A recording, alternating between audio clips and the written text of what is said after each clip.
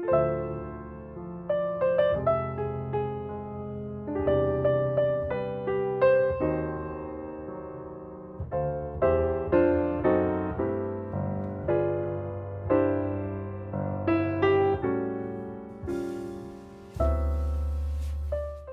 going on, y'all? This is Hiram Talks. I'll talk about life, mental health, and culture.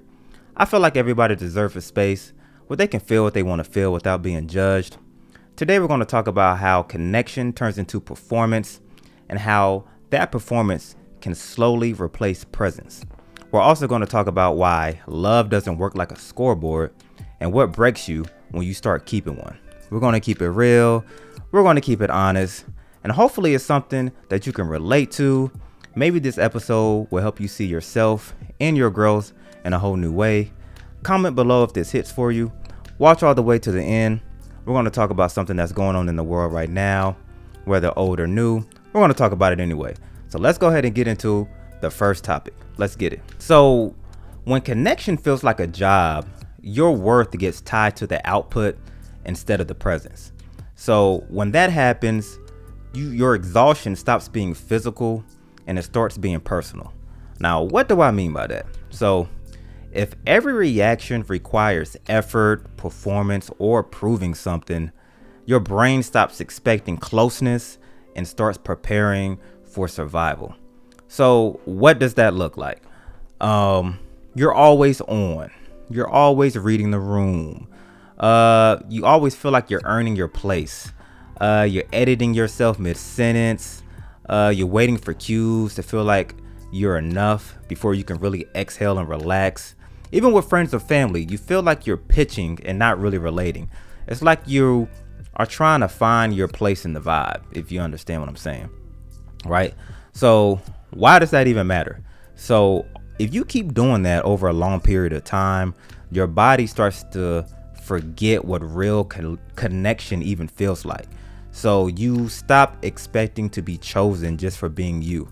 And that's when emptiness can start to set in. So that emptiness can set in not from being alone, but from the feeling of never really being with anyone, even when you are with someone.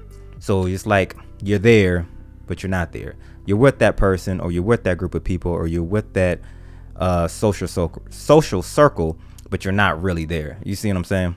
All right, so let's give a real life example of that. So let's just say there's a man that spends every Sunday with his extended family. He brings the wine, he helps clean up, he asks everyone how they're doing. But when he goes quiet or doesn't show up, nobody checks in with him. You know, the only time his phone rings is when something needs fixing, somebody needs to vent, somebody may need a ride. So over time, naturally, you know, he stops sharing. He stops reaching out. That naturally turns into like withdrawal. He starts withdrawing. And it's not because he's moody or in his feelings. He just finally starts noticing that he's only visible when he's useful. So if you experience that, or you understand what I'm saying, that happens not because you're in your feelings or you're just being moody, like I said before. It's just because you keep thinking you have to earn your space. And nobody needs to be in an environment where they feel like they need to earn their space. Not all the time. Sometimes you do need to earn your keep in certain situations and certain environments. Don't get me wrong. But what we're talking about, in the context of what we're talking about, nobody should feel like they need to earn their space. You know, so this isn't just about like protecting yourself from it. It's just the awakening to be recognized without condition. So you need to not relax around people that tolerate you. You need to be relaxed and have your presence around people who actually see you. Like actually see you. You're not just around a whole bunch of people that just are just tolerating you just because you're around. You want to be around people that actually see you and value you, you know? So if you always feel like you have to prove you matter, when do you get to actually feel like you do matter? So keep that in mind. Keep that in your head, and think about that. If that's something you can relate to, or something that you experience, comment below and let me know what you think. But yeah, keep that in your conscious, your subconscious, your spirit, So yeah, that was the first topic. Let's go ahead and move to the second point. Let's get it. Okay, y'all. So we're going to talk about how transactional thinking can really distort connection, and it can turn loyalty into leverage and love into a scoreboard. So if everything is a trade, nothing becomes a bond. Relationships collapse when they start feeling like contracts. Now, what do I mean by that? So, when every interaction is measured by what you gave versus what you got, you're no longer connecting. At that point, you're negotiating. So exactly what does that look like? So let's say you help someone and you secretly track if they return the favor. You give compliments, but expect them back. Even love gets weighed. I did this for you, so you owe me. Even if you don't do that, you may understand how some other people may do that to you, or you may have seen that before. So that's what that really looks like. So that matters because living like that will exhaust you. You're never really present. You're always keeping score, and that can damage trust. And people feel it. People can feel it when your help is laced with expectation. Right. So let's give an example of that. Think of the friend that only checks in when they need something. Or the couple who constantly replays old arguments, keeping like a mental ledger of who hurt who more. And even in business, when collaboration turns into silent competition. And all of those examples, at that point, nothing is really building. It's just bargaining, especially when business turns into when collaboration turns into a silent competition. That's no longer building, that's bargaining. And something to keep in mind is that a relationship you have to earn back every day isn't love, it's labor. True connection isn't earned through transactions, it's revealed through consistency, especially when there's nothing to gain. So ask yourself this: who would you still be good to even if they never said thank you? Who would you be good to even if they never said thank you? And are you this person to some people, or do you recognize that some people are like that to you? Maybe you're like that to some people, but you're not like that to others. And it just may be a self-awareness moment for you, or it may be a self-awareness moment for like, hey, John Doe, man, John Doe treats me like crap. You know what I'm saying? But y'all get what I say. Y'all get the whole point, man. Okay, so that was the second point. Let's go ahead and get into the next topic. Let's get it. Okay, y'all. So this is the culture part of the episode. So I talk about something that's going on in the world or news or just culture in general. It may be old, it may be new at the time of this recording, but we're going to talk about it anyway. So today we're going to talk about Pusha T is going at Travis Scott. So Pusha T is basically calling out Travis Scott, not for who he co-signs, but how he moves. Now, I read this article on Rap TV. Go read the article and let me know what you think. Or if you already know what's going on, comment below and let me know what you think. All right.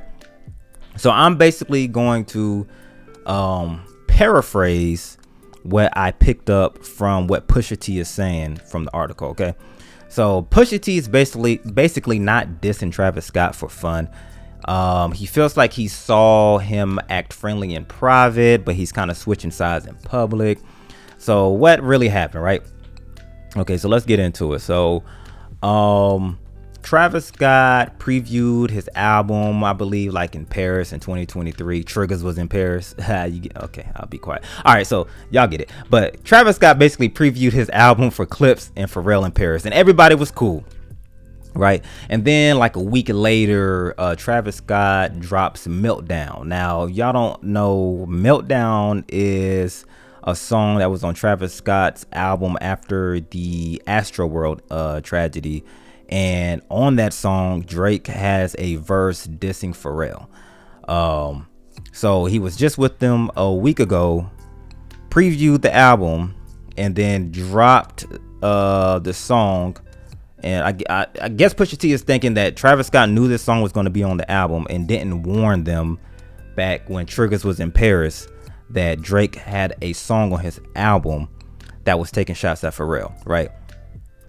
So so then there's another moment where when Like That by Kendrick Lamar dropped, the song where he's on Future's track and he sparks the beef with Kendrick and Drake. Travis Scott is like on a stage at Rolling Loud and he's hyping up the song Like That, and he's knowing good and well that it's a shot at Drake. So Pusha T is thinking like, oh, he's neutral. He's trying to be neutral, but he's not really being neutral. That's what I'm picking up. So he's basically saying Travis Scott is stirring up conflict without accountability, and that can like escalate tension and kind of erode the trust or break the trust that real artists have with each other. All right. So my thoughts on this is I'm going to play devil's advocate right now because I just gave a whole spiel of what not what Travis Scott was thinking, what Pusha T was saying. And y'all go, like I said, y'all go to the article and let me know what y'all think, and read the article and let me know what y'all think on Rap TV. But it could be something like Travis Scott is just enjoying the music. He, like I said, the Astro World tragedy had just happened. He just dropped his first album after that. Drake had a verse on there. It could be even a thing where maybe Drake's in his verse right before the album came out. Sometimes artists do that, and he didn't know that Drake was going to take a shot at Pharrell, but he could be thinking like, this is between Drake and Pharrell. The song is dope. Maybe Pusha T and them know that I rock with them. I was just in Paris with them. I just previewed the album. And then I was also thinking, if Travis Scott previewed the album to them in Paris, maybe they would have had the verse already. But then I had to think maybe he didn't play the whole album. Maybe he just played some songs off the album. So that's another thing. And the reason I say that maybe he's just enjoying the music is because he was on stage with at Rolling Loud, really hyped to Like That, the song with Kendrick is dissing Drake, and maybe he just rocked with the song. It's a hype moment in hip hop history. The beat was hard. He's on the stage. He's just in the moment. And the reason I say maybe he's just enjoying the music because both of those songs are just taking shots at other people. Drake and Kendrick got their thing. So that's me playing devil's advocate, right? With that, I don't know Travis Scott's side. Maybe there is information out there about what Travis Scott is actually thinking and what he has said about it and his point of view on it. I don't know that aspect of it. So that's why I'm playing devil's advocate, right? But so my opinion on that, my humble opinion on that is, I wonder if Pusha T, did he communicate his opinion or thought process on how Travis Scott was handling all that to Travis Scott?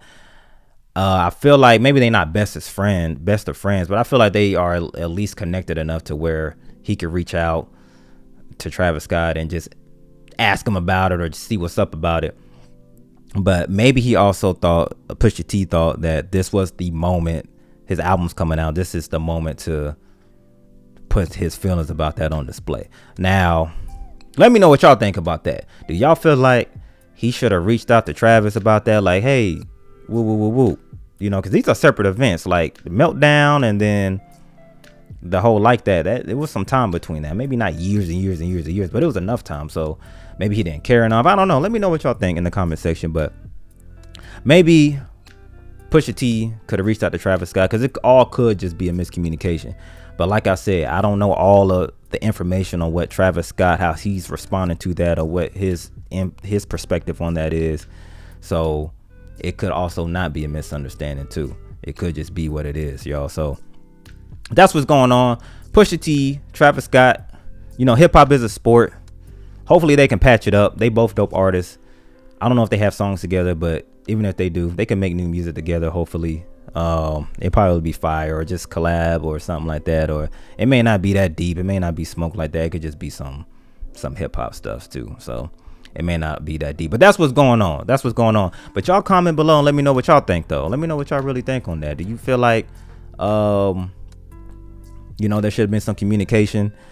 Do you feel like rappers is really friends like that anyway in the first place? Like, do you feel like they even really care like that? Like, I just don't feel like, unless they're at an event like how they saw each other in Paris, I don't think they really gonna cross paths like that. It could, but even then, I don't think it's up like that, in my opinion. That's another one of my opinions. I don't think it's up like smoke like that. But then again, I don't know. I'm sitting here talking to y'all. I have no clue. I don't know Pusha T or Travis Scott. You know what I'm saying? So, all right, y'all. So, yeah, that's what's going on in the news as far as that goes. That's the culture aspect of the show. So let's go ahead and move on to the next thing. Let's get it. All right, y'all. So just remember what we talked about in this episode in a nutshell. At some point, you got to stop chasing connections that cost you peace and start choosing the kind that lets you relax and be yourself and just be you at the end of the day. Right. So just have that discernment, if you will, of what's going on out here in the world and out in your life as far as how you maneuver in and the different type of relationships that you encounter. They're not just all romantic. They may be friendships, romantic, personal, business, family, whatever the case may be, so just keep that in mind. All right. So make sure y'all like, comment, and subscribe to the channel. I got more episodes coming. I got more content coming for sure. This is Hiron Talks. I talk about life, mental health, and culture. And I'm going to catch y'all on the next one. Peace.